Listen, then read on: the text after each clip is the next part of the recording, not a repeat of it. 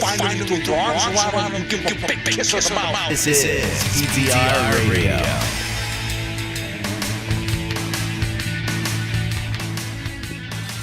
Good evening, everybody, and welcome to another edition of PTR Radio here on the fabulous interweb. Yay. That's right. It's another show. Oh, welcome to everybody. By the way, if you're having trouble viewing our website, that's because it is under construction.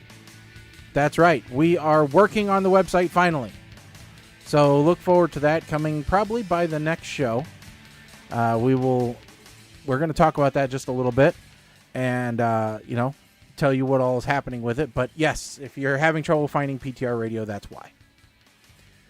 But we are still available on all of our social media channels. So at PTR Radio on Facebook, Twitter, Twitch, Insta, all those things. And we will be posting a little bit more often on those too.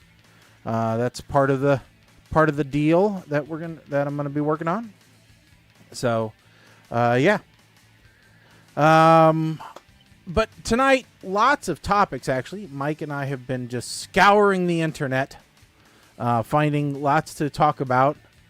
But first up, Mike, you and I are both, well, I don't know. I'm assuming we're both pretty big fans of, the lady in the speaker. Yes. Or the gentleman, if you've decided to. Yeah. Or Morgan Freeman. Was it? No, it wasn't Morgan Freeman. Who was the other voice you could get for her? Was Samuel L. Jackson. Yeah. But there's changes that could be coming to the lady in the speaker. And hopefully now you figured out what we're talking about without saying her name so that she doesn't trigger for everybody that's listening. It is the evil Amazonian. Yes. As I refer to her around the house, Lexi. Because then she doesn't trigger. Yes. So apparently there is rumors that we with the way AI is going, everybody's got their own AI product now. Copilot has been integrated into Windows pretty hardcore. Yep. And every Office application and Visual Studio yes. And every Copilot is taking over. Basically, it's not even Copilot anymore. It's just Pilot. They need to just say, "Hey, listen, it's not in the Copilot seat any longer. We're just going to call it Pilot." Well, the reason they can't do that is because you still have the ability to turn it off. Well, and by it, I mean your entire computer to just shut it up. Yeah. So until it becomes autonomous to the point where you can't turn off your computer by yourself, it's going to stay Copilot. Mm. So, Yeah. All right. Now, so you've got that. Meta AI is really starting to get on my nerves because anytime you want to search something on Facebook, if you hit the wrong button, good. It that's brings the up only AI instead of. I think that's the only button on the mobile client now. Yeah, you don't even have the old school search on mobile client. Well, I mean, you still can search, but the Google Assistant on your Android phone has changed. Yes, or at least they're pushing you to change to Gemini. So, Lexi, as Shaggy likes to call it, Amazon is planning on giving it an overhaul and turning it to a subscription model. This is the cojones of biggest cojones, top of Mount Cojonesdom. Well, I mean, we know that it was a loss leader for Amazon, right? They were banking on people buying stuff through it. Just like this Steam Deck, okay? Valve didn't make any money putting this Steam Deck out. There was almost no profit in the Steam Deck itself. All right, that's why it's at the price that it's at. they were banking on you buying games. Same thing with all the consoles, that people have, Xbox and PlayStations and all. They're banking on you buying things. And that's the same thing that Echoes were created with. We want you to buy stuff. The problem is people didn't buy enough to subsidize the cost of the equipment. And according to the article previously, it was the pet project of Bezos. He envisioned a home with dash buttons. With Jarvis. So the issue I have here is I'm heavily vested now. Okay, I have smart switches, I have smart bulbs, I have Lexis in pretty much every room. Yep. I have the Blink. My Blink camera's linked into it. All right, I'm vested. Yeah. Now on top of Prime, which by the way, there's no plans to include this as part of Prime. Yeah, but Mike said that they were going to do AI. They were going to ingest AI. What he did, I don't think you said they're planning on charging you in a separate fee for this. Yes. And to somewhat justify it, they're saying AI is expensive to run, which is absolutely true. AI is not cheap. Machine learning and neural networks and all that other fun stuff is not cheap. And far, lots of power. So far, by the way, no AI company is making money. They're all losing money. Every single one of them. So, I'm sorry, Mike, go ahead. Well, so my issue here, well, one, we don't know how much the monthly subscription fee is going to be, but guaranteed it will go up every year like Prime consistently. does. Well, in the article, they said that they think that the threshold for acceptance is in single digits. If they go to double digits, they don't think anybody will buy in. Which I agree with. I agree with. So my big concern here is, are all of my smart products going to be rendered obsolete? Well, and I believe this is something that this very much could be a problem. This could force smart products to come out with their own hubs that would control their and there is line. And there are some, right? Yeah. But anything that was marketed heavily as works with Lexi. Yeah. That's a meaningless brand now, even though it's something right now I look for. Exactly. So, yeah, 100%. I'm the same way. I've got 1, 2, 3, 4, 5, probably 8 different Lexis running around the house. I have a smart switch, at least one in every single room.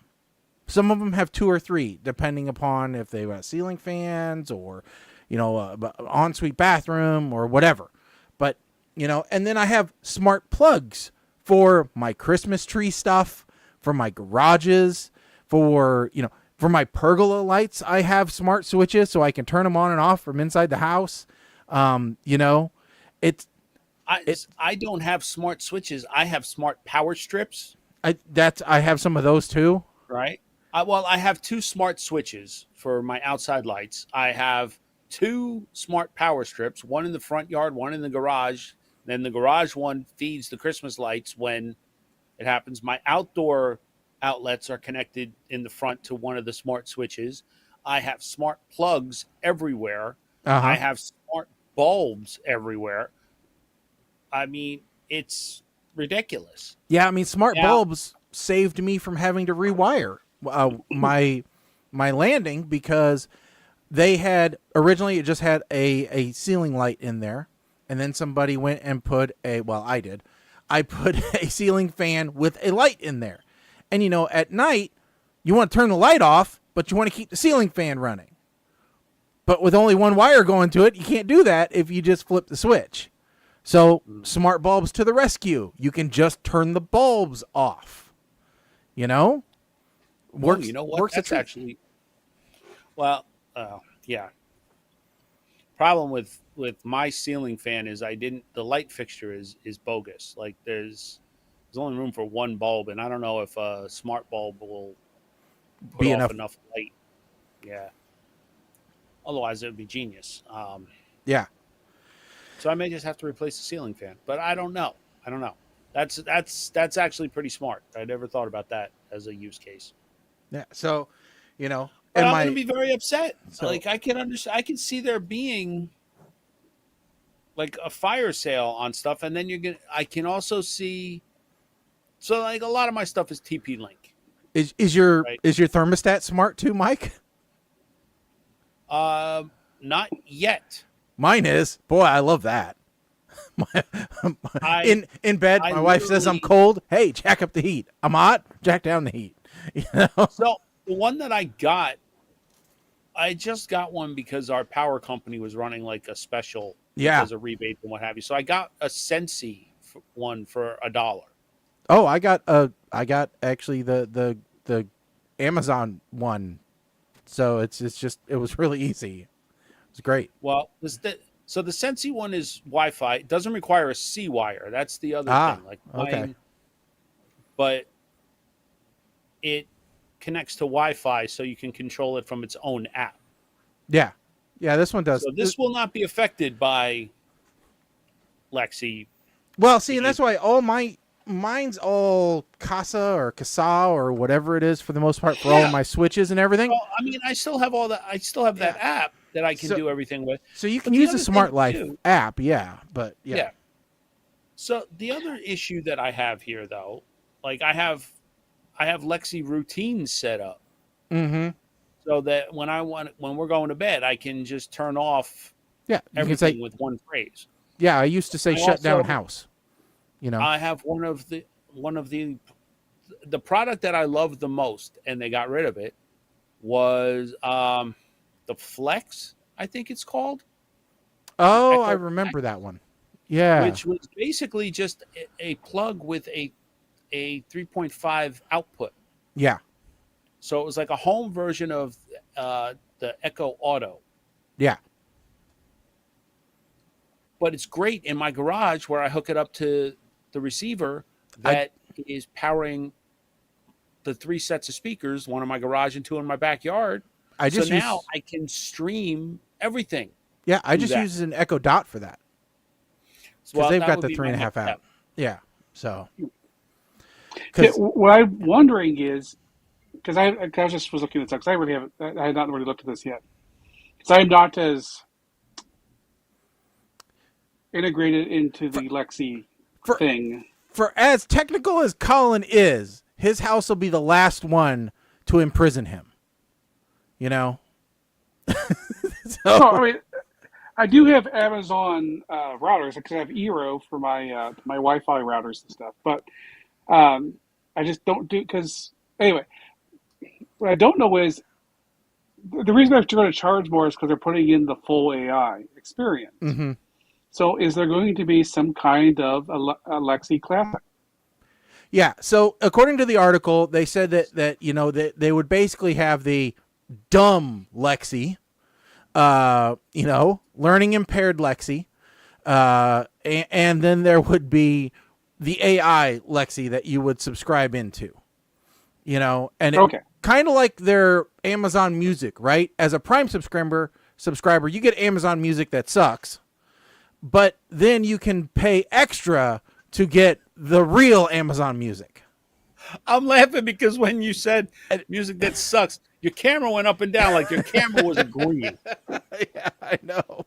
So, you know, but yeah, so that can happen. Yeah, but what I don't get is if you're going to do this, because everybody that bought a Lexi is a Prime subscriber. Okay. I can say that with 95% certainty.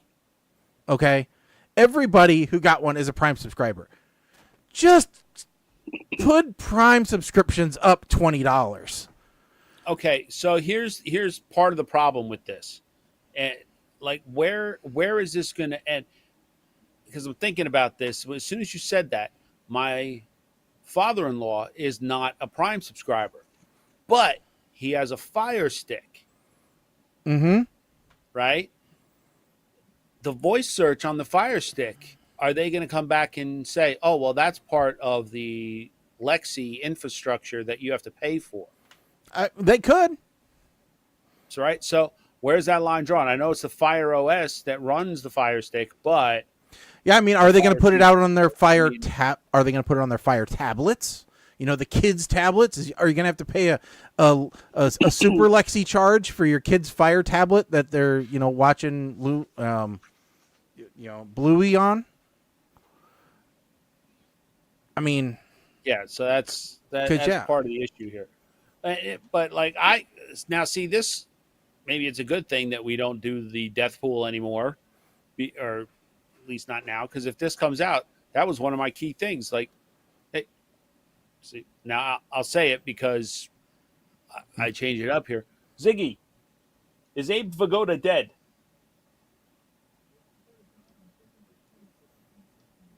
You can't hear it, but it tells me when he died. yeah. That feature right there, to be able to do that, Uh-huh. is what sold me on Lexi over the Google Oh, yeah. product. Yeah. Because Google's like, I haven't figured that one out yet. Of course, now it's going to tell me, it's going to be able to tell me, yes, he did die, and this was what it said on his death certificate, in case you were wondering. This is how he died. This is what the rumors were of how he really died, and this is the Kidneys other. went to a man in Kenosha. And this is the conspiracy theory that he didn't really die, and here's where he's living. So Would you like me to generate a picture of what he may have looked like when he died? Yes. Would you like to see Oh, no, him no, see, riding Colin a green just goes over unicorn? Copilot, because Yeah. that's what I use Copilot for. Like, since it's integrated with what do they call the image generator? Dolly, I think. Yeah. Something like that. One of them. So See, that's the thing, though, because I think I am much more likely if I want to have things around for me to talk to do stuff. I'm probably going to be more likely to want a Copilot device because that's what I'm actually going to be using for everything else that I do. yeah, but I don't know that I don't know that it's going to go that way. Yeah, I don't know that Microsoft's going to get into the game with home automation. Well, no, I'm not talking home automation. I'm just talking. Well, I mean, With the new Windows, let's see, what's it called? Copilot plus PC thing that they're doing, yeah, mhm, where yeah, and all the new devices, they're going to have the NPUs built into them so that they can do stuff. It's like, I just look at it going, everything that I have, just in my normal life of when I'm working and stuff, that's all Microsoft based. yeah. So if I'm creating my own model inside, it's going to be GPT based, which is Copilot. Mm-hmm. That's going to be where all of my information is. So that's what I'm going to want to talk to. If I talk to Alexi or Google devices, they're not going to know anything about me. They're not going to be able to give the correct answer. Well, they'll know. Google knows plenty about you. Not as much as other people because I don't use much Google stuff. I don't have It doesn't matter. my It's email not the at fact Google. that you use it. It's the fact that it's everywhere. Yes. Yep. All right. But Just when you don't suspect it, where am I at? I'm underneath. yeah. Can't see me? I'm behind you now. Yes. That's Google. yes. Everywhere Google. you look. Google knows. Every Android phone, you walk too close to an Android phone, you all saw Batman. Yep. Every phone becomes a radar unit. So we have an iPhone. Yeah. Yeah, because that's not listening. That's Android No, in look. disguise. Apple wants to sell me products. Google wants to sell me as a product. So therefore, I have think an Apple phone. I think they both want to do both. So, Not as much. so speaking of selling, all right, selling a product. Mike, you posted a article, and I'm really surprised that you followed this that closely. That you were, I don't know what obscure blog you were on, I didn't know you were a prolific, follower of the WNBA. I am absolutely not a follower of the WNBA. I'm not a basketball fan. Let me preface that before somebody decides they want to start twisting this. Let me preface that I don't watch basketball at all. I never did. Not the NBA, not college hoops, not March Madness, not WNBA, not the International League, not even the Olympic Dream Team. I don't watch basketball, period. But it seems I have watched more clips of the WNBA this past season than I have any basketball clips in my entire life, not counting movies like Space Jam. Or basketball. Like Mike. Or basketball. Basketball don't count. Anyway, semi-pro. Yeah. Okay. Actually, I never watched that movie. But, all right, so since Caitlin Clark, who I'm going to call Vanilla Blunder, has joined the WNBA, it seems every other day the news is talking about it. And one, she was a great college player from what I read, but she doesn't seem like she's that great now. Mm-hmm. But the publicity that the WNBA is getting. Oh, it's worth its weight in gold. And I don't know why she's so hated. Can we talk? That's where. I don't know. Is she hated because she's like the face of the WNBA now? Is that it? I mean, is that the problem here? She's white, by the way. Mm-hmm. I feel like I have to mention that as part of this story. I mean, I don't know. I don't know either.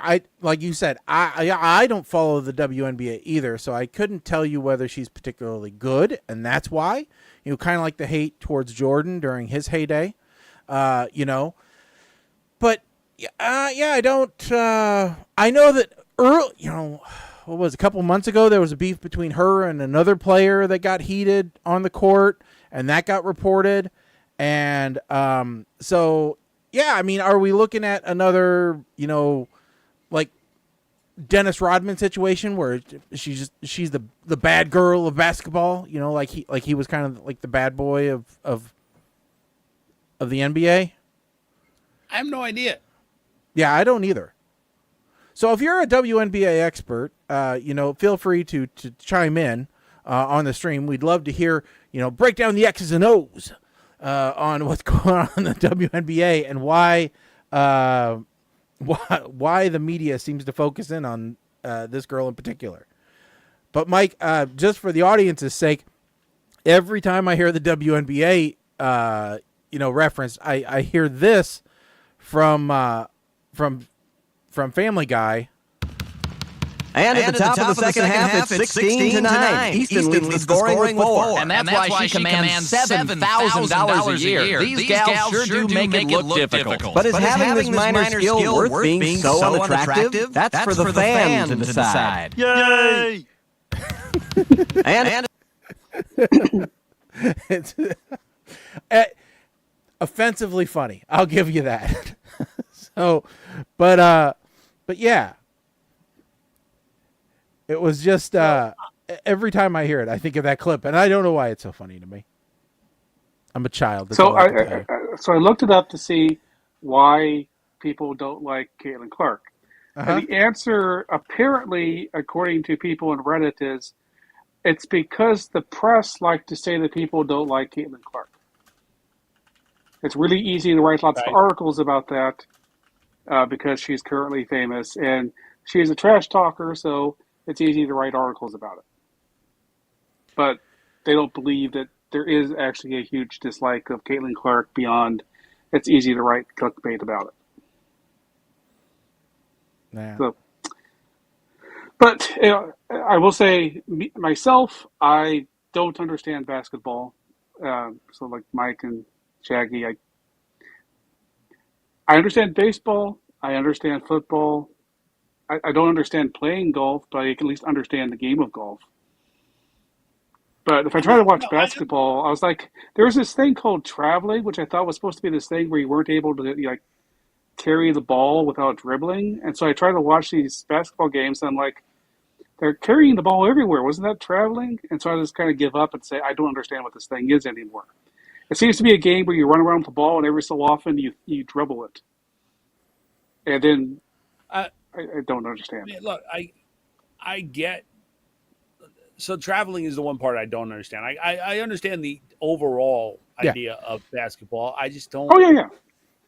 It's not my thing. I mean, I played it. Apparently, there's a rule like if you're in the key, you get an extra step. Or I know that that it's not something I can do in my old age. So it's yet another sport struck off the list. Listen, I play horse, or pig. Yeah. I don't have the attention span for horse anymore. I got to play pig. It's much shorter. It seems to me to be a giant game of flinch. You can hit people, and as long as they move, then that's okay. But if you hit them and they don't move, then it's a foul. So Colin, you're trying to get them to flinch. Is that the game? Colin, you were playing dodgeball. They just didn't tell you. That's what. Well, maybe I was. Maybe I was watching dodgeball on the Ocho, and it wasn't really basketball. But they sure they seemed to say it was basketball. Yeah, but it did look a lot more like dodgeball. There are a few full things. Contact dodgeball. Yes, there are. I want to get to this because I think it's hilarious. There was Michigan. All right. Michigan is, normally this would come from Florida, but this time it's coming from Michigan. Michigan judge astonished when defendant with suspended license calls into Zoom hearing while driving. Yeah, this guy's making news everywhere, which is,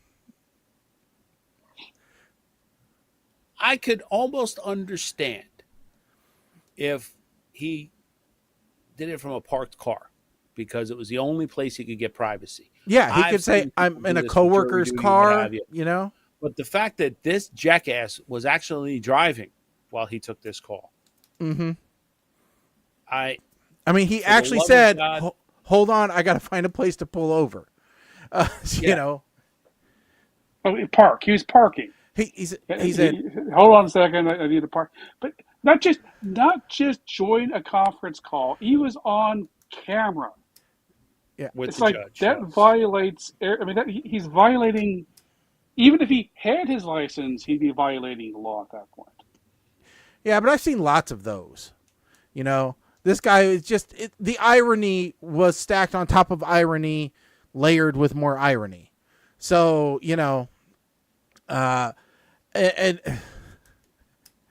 yeah, so his the defendant's bond got revoked immediately. Then there was a bench warrant for him, and his attorney had to get him, to voluntarily submit. So, yeah, it was just, again, it's just the stupidity of some people, really, Mm-hmm. And the fact that he was shocked when they said, yeah, you got to report to jail, do not pass go, do not collect $200. Maybe don't drive yourself. Can you imagine that long-term parking bill? So, yo, man, you give a discount for incarceration? Can I get this validated? Yeah. Validate my 2 years, please. Oh. So in a second, we're going to go. Go ahead. So, we tow my vehicle and put it in the lockup. Can you give me a 2-for-1 discount? Yeah. So we're going to talk about the movie Roadhouse here in just a little bit. But before we do, Mike said we don't do the celebrity death pool anymore, but we do recognize the death of significant things. And in this case, ICQ, one of the internet's first instant messengers, and probably I would bet the first one that all three of us were on. No? Mike, you didn't have a number? You weren't just a faceless number on the internet hearing, uh-oh. No. No, my first one was AOL Instant Messenger. I'm not going to lie. No, after Yahoo Messenger. After 28 years, ICQ is shutting down. You know, that is a long run for for something on the internet. You know, surpassed by that webcam watching a coffee pot, and the first tape backup, I think, and that's about it. 28 years is a long time for any platform, especially. But I guess that means that it did beat all of its copycats. Yeah, I mean, I don't know that there's any. I mean, MSN Messenger's long gone. AOL Instant Messenger shut down, I think. Yahoo Instant Messenger's been dead for a long time. What was some of the others that were out there? I can't even think of them. No. I mean, those were the biggies. There might be some left, but nothing important. Yeah, none of the big ones. But unlike those others, I think ICQ is the closest to the predecessor to Twitter that we had back then. Because unlike the other ones, it really did act more as a talk to everybody, send things out kind of thing. So. I mean, was Twitter initially known for, trying to find a place where anybody could pick up a 13-year-old boy pretending to be a 28-year-old woman? I mean, because that's what ICQ was known for. Now, ICQ, when it first was created, I had a pretty low ICQ number. I have no idea what it is anymore. But I was on ICQ pretty early, and it's, so back then it was much like when Twitter was early Twitter, and it was important, and it was a way for people in countries that were falling apart to be able to talk to each other. Let's put it on ICQ. So, take ICQ every. According to this, WhatsApp seems like the one that's still around and that didn't come out till 2009. Yeah, that's not one of the. That's not. I say of the copycats that existed at the time that ICQ was actually relevant. None of the others. It was lasted. AIM, Yahoo, MSN Messenger, and what's XMPP. That's just a generic messaging protocol. I thought. Okay.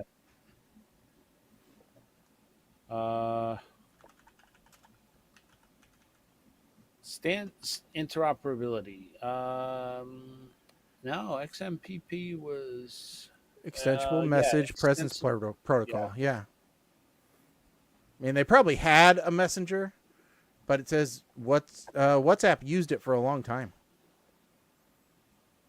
So did Facebook. No, Facebook Messenger doesn't use that, but there's a lot of questions about does it. But yeah. So, yeah, I mean, I just thought it was interesting that shutting down and fading away, Yeah, AOL actually bought it.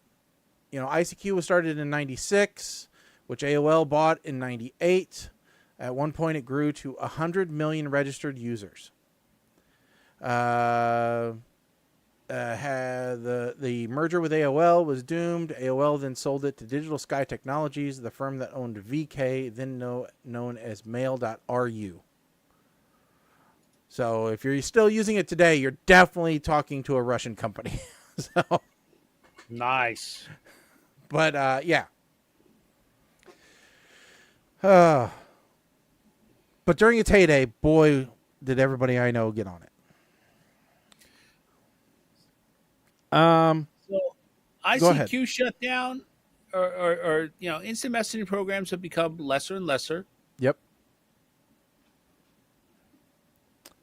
And I guess ICQ or messaging programs work on the internet, and the FCC did something that is going to affect the internet. How's that for a segue? Yeah. What'd they do, Mike? They are ending the Affordable Internet Program, which or the Affordable Connectivity Program, or ACP, provided monthly internet bill credits for low-income Americans. The idea here was that broadband internet access was becoming, or has become, more of a necessity than a luxury in today's era, especially in light of COVID. Like, this is where I think this was one of the programs that was born from the COVID lockdowns, because everybody was working from home, or kids were doing school from home, and a lot of them didn't actually have reliable internet. Yeah. So this program was to help make up for that. Well, now they're saying, 60 million Americans are getting subsidies through this program. Yeah. It's going away due to lack of funds. Now, so far, I have seen commercials on TV around here. I don't know about you, but Spectrum has put commercials up saying, yes, this program is ending. If you're a part of this program, contact us. We're going to make products available to help keep it affordable. So basically, they're saying, we don't want to lose these customers, so we'll work with them and figure out something. Yeah. I haven't watched anything. I don't watch cable all that much, but there are definitely lower cost plans that people can do. I'm just looking here, like there's a Internet Essentials plan with Comcast that's $10 a month. Okay. But is there an asterisk stating that is after? It's because a lot of the prices I saw on these websites were after the ACP rebate was applied. I don't know. I'm looking. No, it doesn't say anything about that. At least not off the top where I look at the small print. It doesn't have anything like that. So what's going on is that there's a list of internet providers that are promising to provide high-speed internet plans for $30 per month or less, with no fees or data caps, until the end of the year. After the end of the year, nothing's known. But yeah. In case anybody's wondering, that's Allo Fiber, Alta Fiber, Astound Broadband, AT&T, Comcast, Cox, Ideatech, Mediacom, MLGC, Optimum, Spectrum, Starry, Verizon, and Vermont Telephone Company. Yeah, and by the way, the Xfinity thing says if you participated in assistance programs like National School Lunch Program, Housing Assistance, Medicaid, SNAP, and others, or were enrolled in the Affordable Care Program. So, or Affordable Connectivity Program, sorry. So it looks like that's, their olive branch. Okay. And then I will say... Just for the record, I'm being very cautious about what I comment on this topic.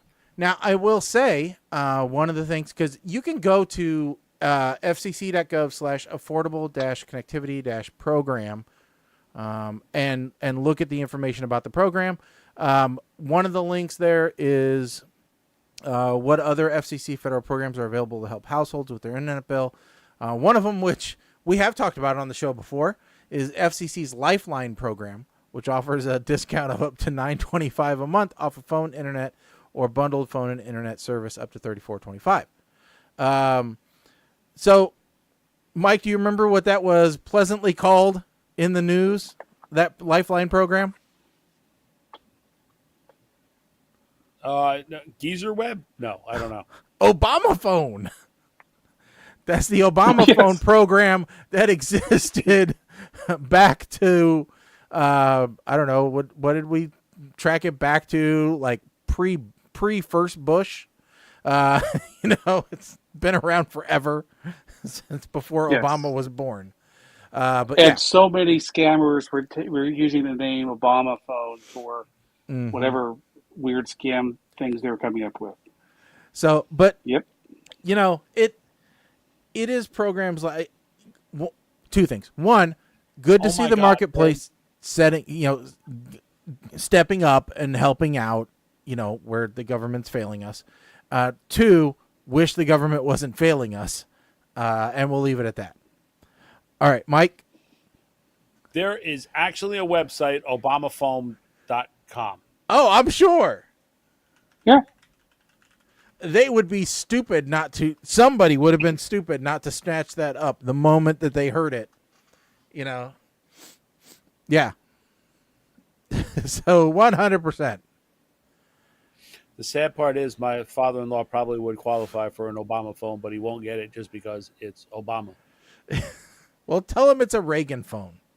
Well,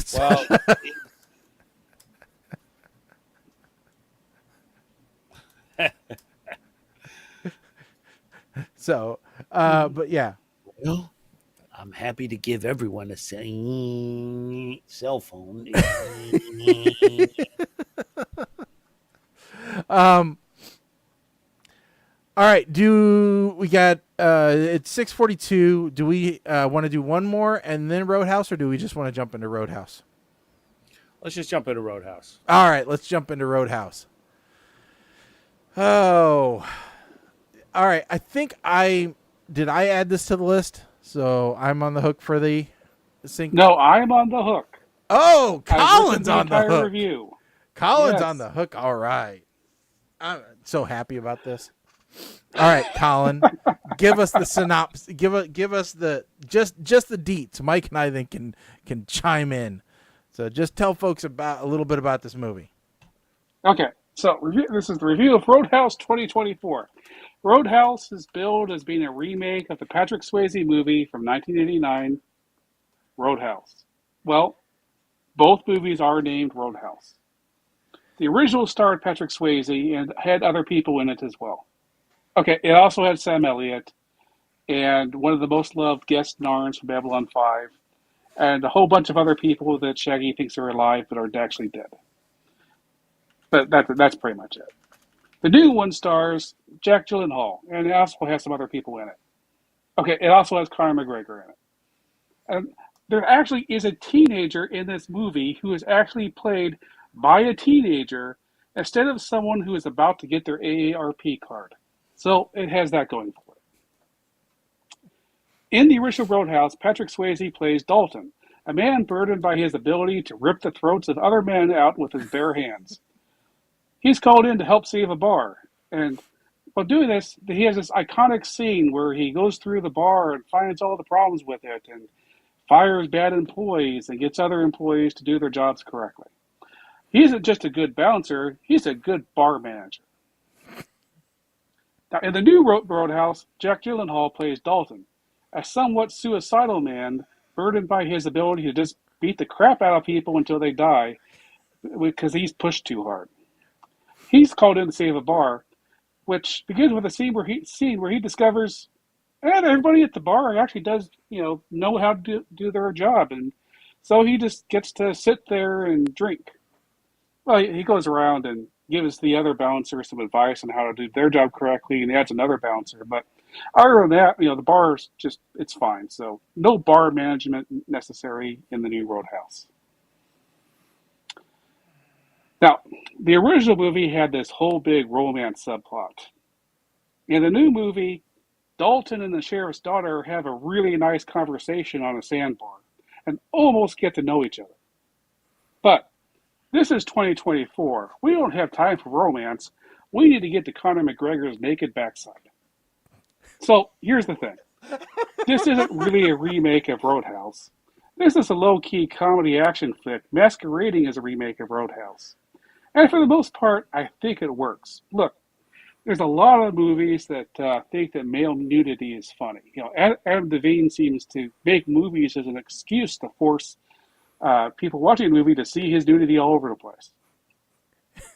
But what they accomplished here for Roadhouse is showing what real comedic male nudity should be. The scenes of Conor McGregor strutting around naked, that's just comedy gold. But look, no, this is not a great movie. The fights are pretty good. Some of the comedy is funny. And I found myself not wanting to have to fast forward through the movie to get to the end. But the worst part of this movie is that, look, there's multiple locations in this movie. There's a bus stop / bookstore. There's a convenience store area. There's a bar. There's a place with boats. There are boats, and the sound and the weird place where the sheriff tries to beat them up. But none of these areas are connected, right? In fact, I don't think that the actors were even on set in the same month for each one of these different places, because nobody except for Jake Gyllenhaal himself seems to go between scene to scene. And that's just very disjointed. I kind of wished, there was more of a feeling of place, that this was an actual single place with a set of characters who also know each other and not just islands. But, like I said, I made the movie very disjointed. But I did like it. I'm looking forward to a sequel. And I decided I'm going to give this movie an SEG. Technically, I really, really was not looking forward to watching this movie, and I found myself really liking it. So actually, according to my personal criteria, that really should be a Schneikes, but I just can't give this movie a Schneikes.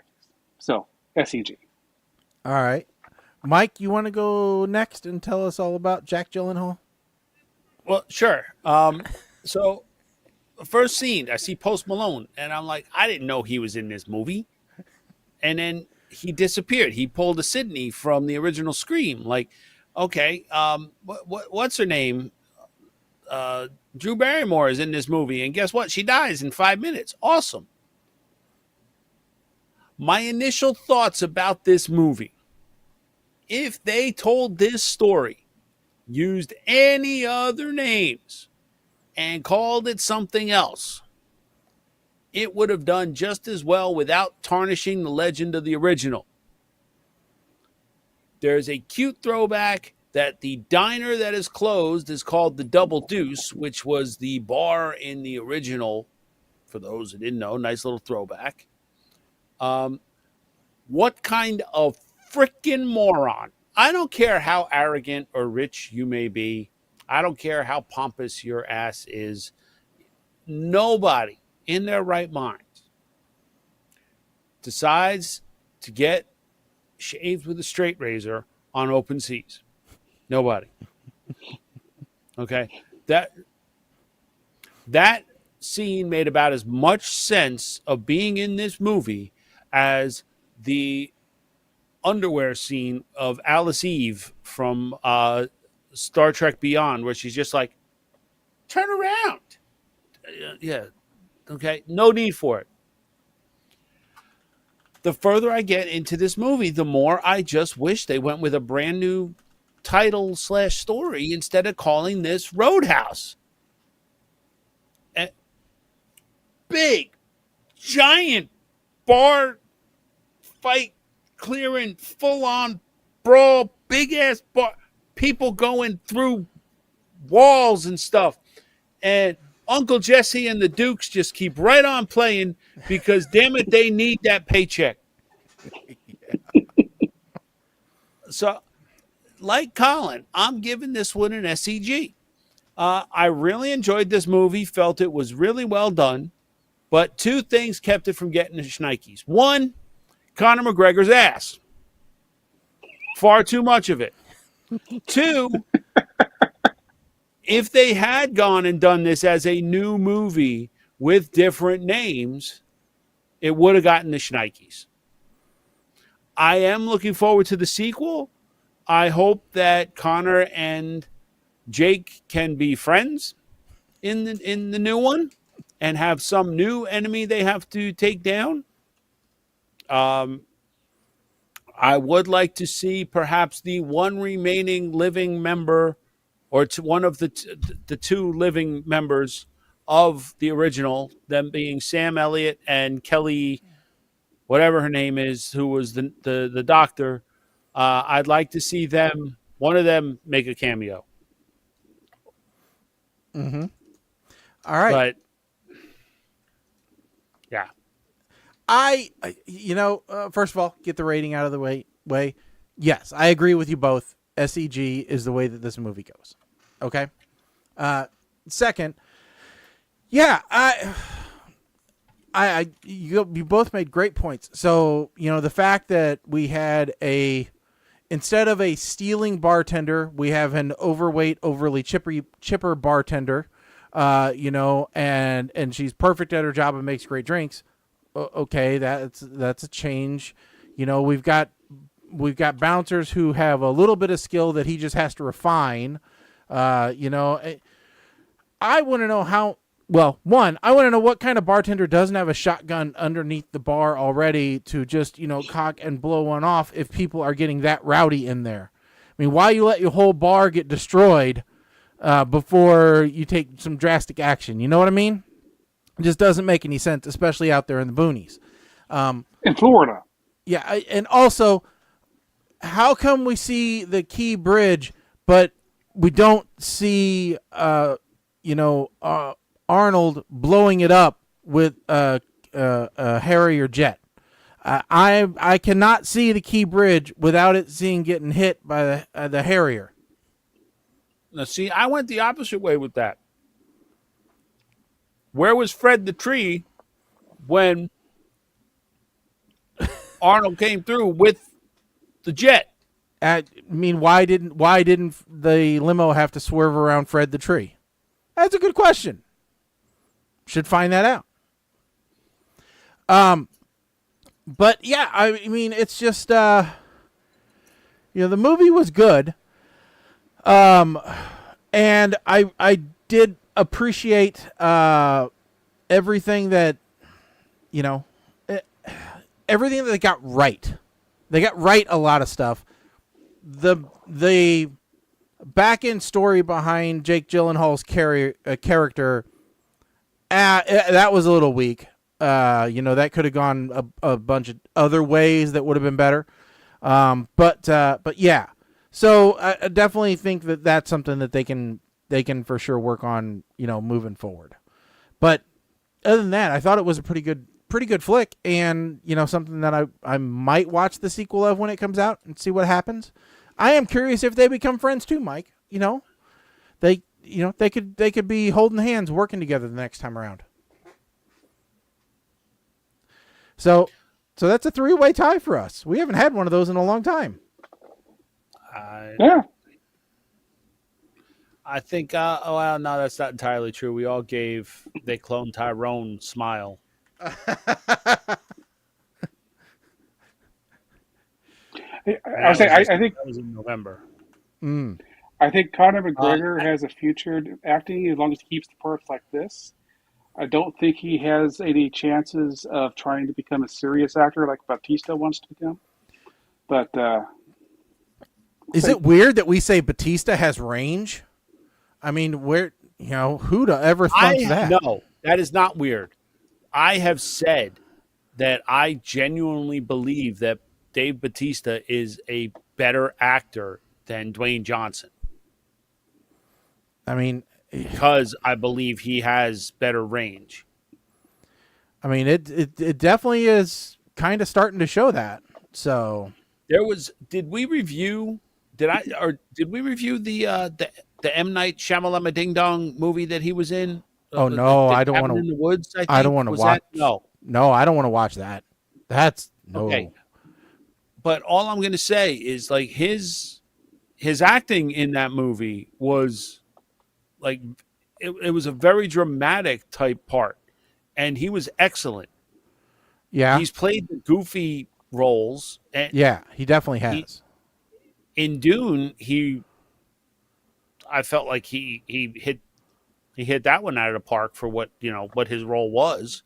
Cool. Yeah, I will fully say, fight me, that Batista is a better actor than Dwayne Johnson. Yeah, I mean, I think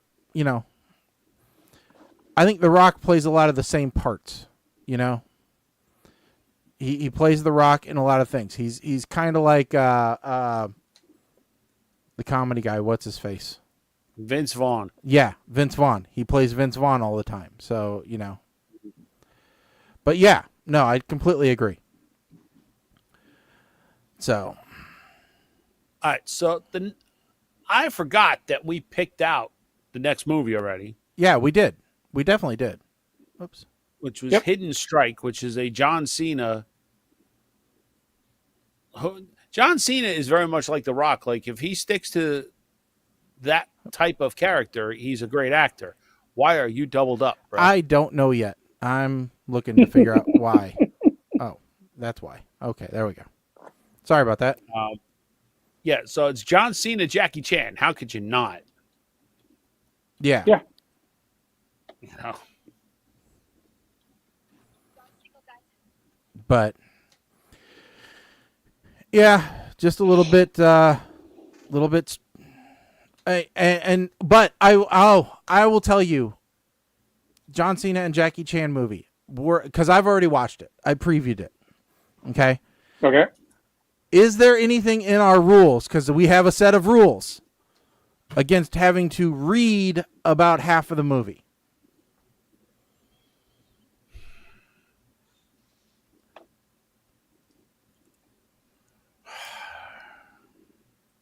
Well, we said no subtitles, but we talked about a full subtitle like Crouching Tiger, Hidden Dragon. Yeah. Because it's definitely subtitled a lot. Well,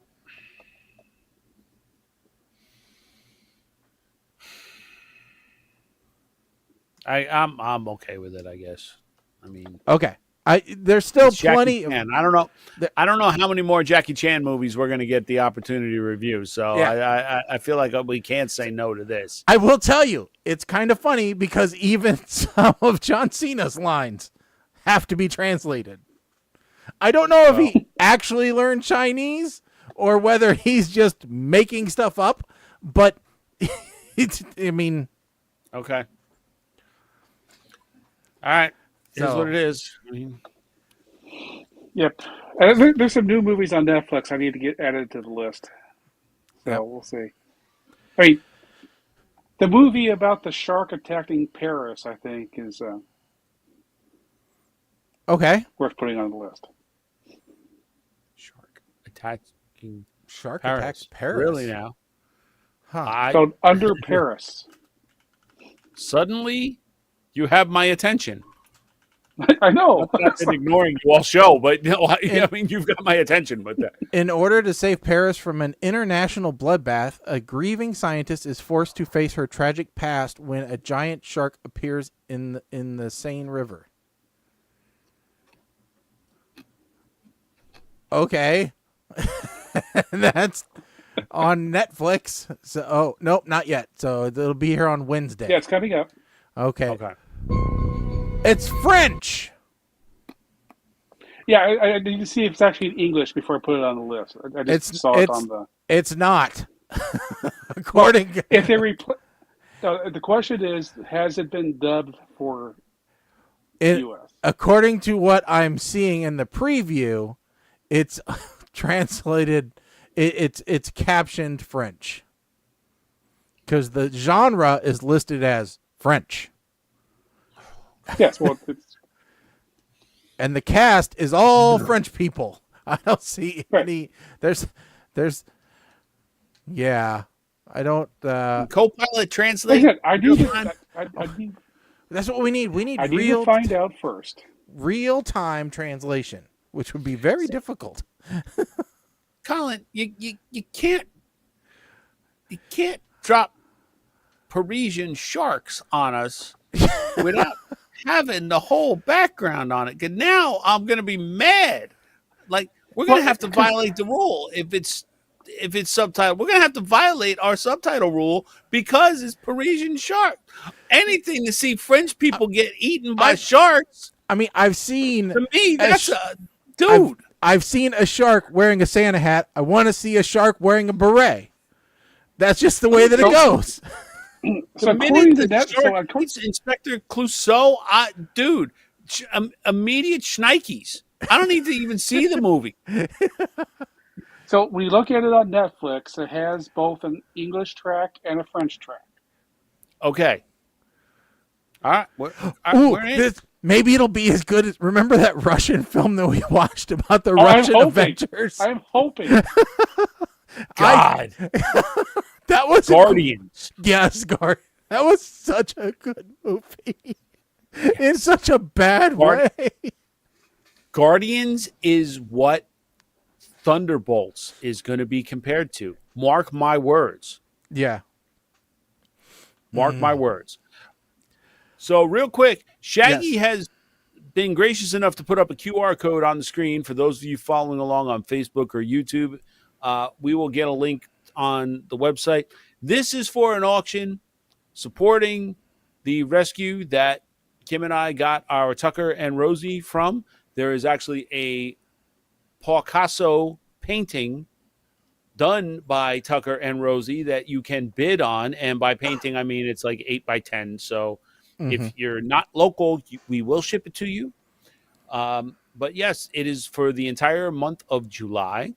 And all proceeds will go to support Adopt a Pet Inc., which takes on medical rescues and puppy mill survivors. So please, by all means, go check it out. Yeah, definitely check it out, folks.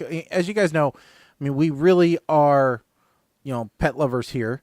And, I adopted a shelter dog who had emergency surgery. And, it's taken 2 years of working hard with her, but she is one of the most loving dogs that I've ever had. So, definitely, do everything that we say and help support where you can. All right. We say all the good words about this. And I haven't met anybody who walks the walk more than Mr. and Mrs. 8-Man as far as, animal care and watching out for those that don't have a voice for themselves. So, Mike knows what he's talking about when he says this is a good cause. He won't steer you wrong. So, all right, folks, with that said, this is really going to be the end of the show.